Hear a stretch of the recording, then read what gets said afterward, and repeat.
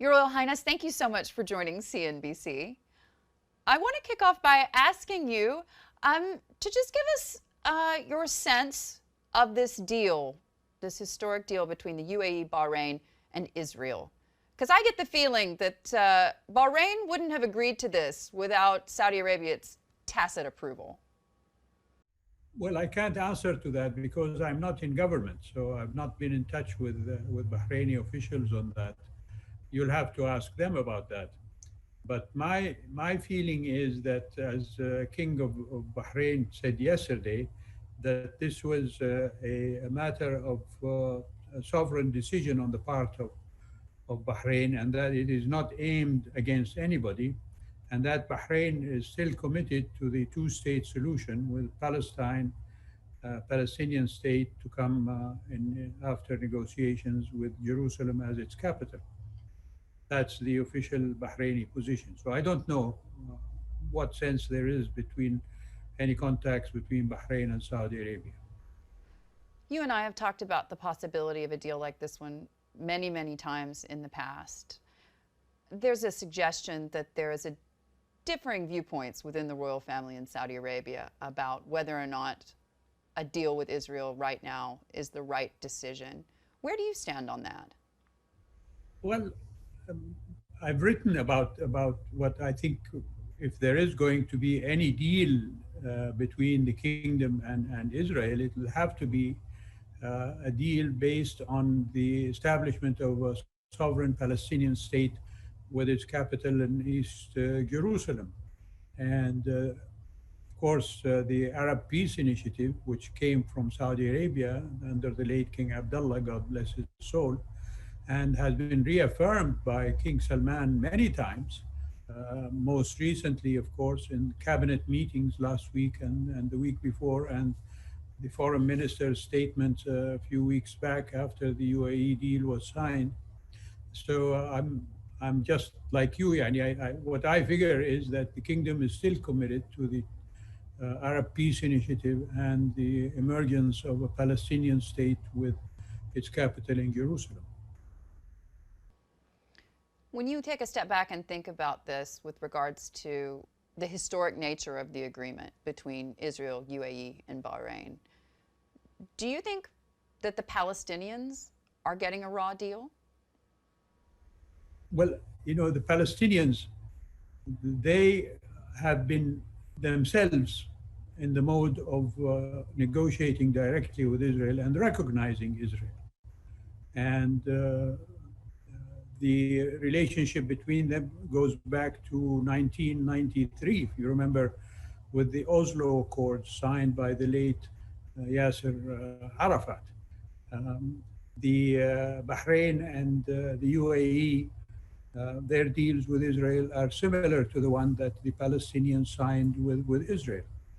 And if there is any stumbling block for Palestinian aspirations, it's the division within the Palestinian leadership itself.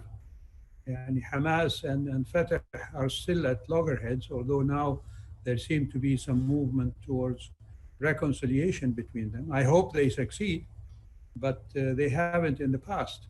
So the UAE and the Bahrain deals with Israel should not be considered as a stumbling block for achieving Palestinian statehood and sovereignty.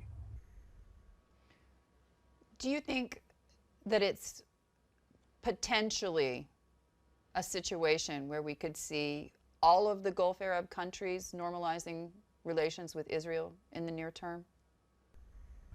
I can't speak for the other Gulf states, but what I told you where the kingdom stands, and I'm of the view that that position of the kingdom is not going to change. Is there something that could be done on the part of the Israelis that would change that? Yes, indeed, agree to the Arab Peace Initiative and recognize a Palestinian state. But it's not just the Israelis that need to do that. You know, European countries, many of them, their parliaments have decided to recognize the Palestinian state, but their governments haven't. So I think there is one thing that can be done on the part of the Europeans. The United States, of course, is the one that is holding back on recognition of a Palestinian state other than through negotiation directly with Israel. And if America can come around to leveling the playing field, if you like, between the Palestinians and the Israelis in recognizing a Palestinian state, that would be a tremendous step forward to bring peace to the area. I know that you, like so many of us, are watching with great interest the outcome of the presidential election on November 4th. And frankly, there are a lot of worries in this part of the world about what a Joe Biden presidency could mean for the Gulf.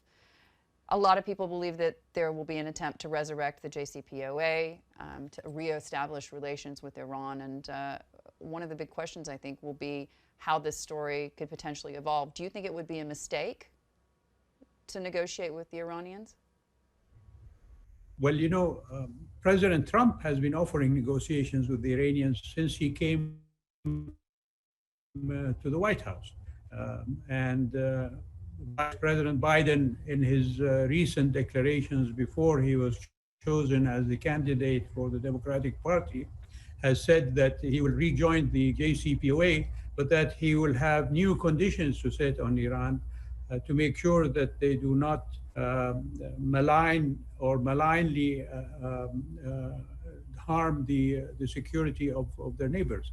So if that is the case, then his position is not too distant from Mr. Trump's position. When you think about this with regards to what's happened to the price of oil over the last several months, obviously COVID-19, a major game changer for this region, for Saudi Arabia in particular. We're coming up on Saudi National Day. Unfortunately, a lot of the programs under Vision 2030 have taken a back seat as a result of these lower oil prices. Where do you see Saudi Arabia headed? I see it continuing on its path to implement Vision 2030, perhaps with delays in some of the projects, but some other projects are continuing. The so-called mega projects in NEOM and Qiddiya are proceeding as had been planned before COVID-19. And what I get from reading in the press and statements by officials here is that once the pandemic is over and things go back to what I would call a paranormal position, then other projects that have been put on the shelf, if you like, will be reactivated. The important thing about Vision 2030 is not only on the matter of construction and implementing tourist locations, building hotels and resorts and things like that, but it's also about the development of Saudi human beings in terms of education and training and so on. And on that level, that has not had any drawback at all. The educational system is continuing. The job offers to Saudis to train and pick up jobs that now non-Saudis are doing is continuing, going forward full steam. And so that is the most important thing. Human capacity is what is really the setting stage for the success of Vision 2030. When you think about this with regards to your own career and your retirement, you've been a witness to some incredible history in the kingdom, the fabulous wealth just a few decades ago off the back of OPEC and the oil wealth. Would you have ever believed that there would be a VAT in Saudi Arabia? Well, you know, the world changes as times change. VAT, I remember the first oil crisis that we had back in the mid 80s, if my memory serves me right. At that time, not the VAT, but definitely some taxation was considered and announced Fortunately for us at that time, the recovery from that downturn in oil prices was very brief. So those measures were rescinded very quickly. So there's been previous times when the country has considered imposing taxes, not in the form of the VAT, but in other forms. I'll take you back, Annie, before even you were born, Ms. Gamble, to the late 1960s. Definitely before I was born. When after the Six-Day War and the kingdom's contribution to the Arab war effort at the time, which brought down the kingdom's financial resources dramatically. There was an announcement made at that time to impose actually income tax. But fortunately then also the oil prices changed and we didn't have to implement those measures. So it's not new that such taxation has taken place in Saudi history. The last time that we had the chance to speak, you told me that the oil markets bind the world together. Right now, the oil markets are taking a serious hit, and you've got prices under $40 a barrel. And that's not good for this part of the world. It's not good for the United States. How do you see this playing out? Well, I hope that the recent meeting of OPEC will have set the course right for the cut in production that was agreed to back in, when was it, March or April, and that will absorb the extra abundant supply of oil in the market, so that there will be a leveling up of the price of oil to standards and levels that would be suitable not only to the producers but also to the consumers. What I've read in the press and from officials, not only from Saudi Arabia, but from other OPEC countries, is that a range of around $60 to $65 per barrel would be the range to aim for. And I hope that with these measures that OPEC has agreed to take in their recent meeting, that something of that level will be approached by the end of the year. But you know, it's a guessing game, and I'm not an expert, nor am I a fortune teller to be able to tell you what's going to happen. When you think about this with regards to the power dynamic in this part of the world, countries who are not getting the revenues that they once did have a lot less money, frankly, to throw around. Does it worry you that Saudi Arabia's influence in the region is going to diminish? Because we're already seeing Saudi Arabia pulling back in some places, for example, in their support for Lebanon. Well, I don't know if the support for Lebanon has been pulled back. You know, in terms of humanitarian support, the kingdom is continuing its aid bridge to Lebanon with weekly flights of humanitarian support for the Lebanese people that bring them food and medicine and other essential items for their benefit. That is a continuing process, and it hasn't stopped even after the explosion that took place a few weeks ago in Lebanon. The commitments that Saudi Arabia has made in the past are being implemented, even to the Palestinian Authority, and the contributions of Saudi Arabia to world organizations like the World Health Organization and the World Food Organization, etc., are continuing. Our commitment of humanitarian aid and medical aid to Yemen is continuing as well. So there has not been a cutback, although the kingdom is suffering from the downturn in oil prices. But it has enough resources to meet its humanitarian efforts and support for its vital interests.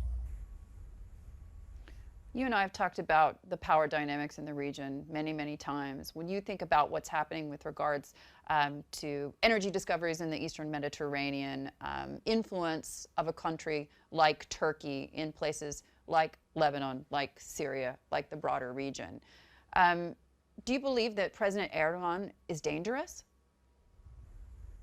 Well, I think his actions are definitely provocative. Um, but I think the recent decision by the European Union countries to threaten sanctions against him have maybe made him wake up to the realization that he is not acting alone, and that other countries have interests that they're willing to protect. So from that context, uh, I think the world community has a responsibility to meet these challenges. And it's not just Erdogan. We have on the other side of our uh, uh, geography, Iran is equally provocative, and I would consider Iran to be even more dangerous than any actor here at the moment. Uh, in their extraterritorial ambitions in Iraq, in Syria, in Lebanon, and Bahrain recently, as you've read and seen, there has been an attempt to do some disruption there. In Yemen, of course, Iran is contravening United Nations Security Council resolutions on the supply of arms to the Houthis. And yet they're getting away with it without the world community taking preventive action. So those are dangerous issues. And I think Mr. Erdogan, as we've seen recently, he's reaching out to Egypt, for example, in an effort I guess, to try to attract Egypt away from the group of countries that have joined together, whether it is in the Arab side, the quartet, or with Egypt's agreements with Greece and Cyprus, and the recent formation of this gas colloquium between Egypt and East Mediterranean countries, not including Turkey. So he's, I think, realizing that he cannot act alone. Your Royal Highness, before I let you go, do you think your father, His Majesty King Faisal, would be disappointed by the fact that the UAE and Bahrain have signed on to a peace accord with Israel without a solution for the Palestinians in terms of two states? Most definitely. That's my personal view, of course, knowing his commitment to getting a quid pro quo that is clear and viable between Israel and the Arab countries. As you know, his decision to um, put oil sanctions on the United States and Holland after the Americans decided to give more aid to Israel during the Ramadan war was for the reason to force the United States to be an honest broker between Israel and the Arab world. And I must say, Danny, that President Trump has not been such an honest broker. So, yes, I think the late king would have been disappointed. Your Royal Highness, we're going to leave it there. Thank you so much for joining CNBC. Thank you, Ms. Gamble. It's always a pleasure to be with you.